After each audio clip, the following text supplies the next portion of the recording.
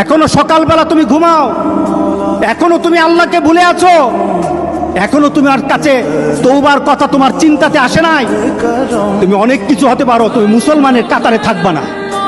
তুমি অনেক কিছু হতে পারো, তুমি ইসলামের কাতারে থাকবা না।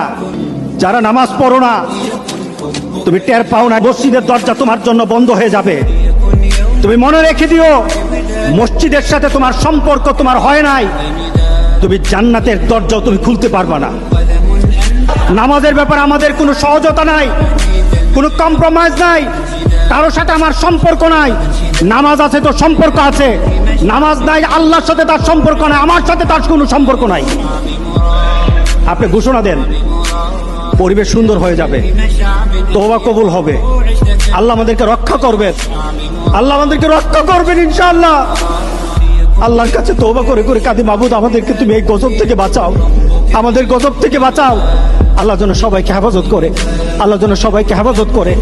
নামাজ যারা পড়ে না, ঘাড় ধরে ধরে তাদেরকে আনেন। কেন নামাজ পড়বা না? তুমি মুসলমান।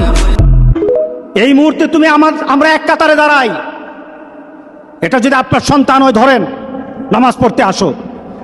মুহাম্মদ সাল্লাল্লাহু আলাইহি সাল্লামের কথা কঠিন ছিল নামাজের ব্যাপারে। রাসূল সাল্লাল্লাহু আলাইহি সাল্লাম বলেছেন, তোমার সন্তান 7 নামাজ শিখাও, তোমার সন্তান 10 নামাজ না পড়লে তারে পিটাও।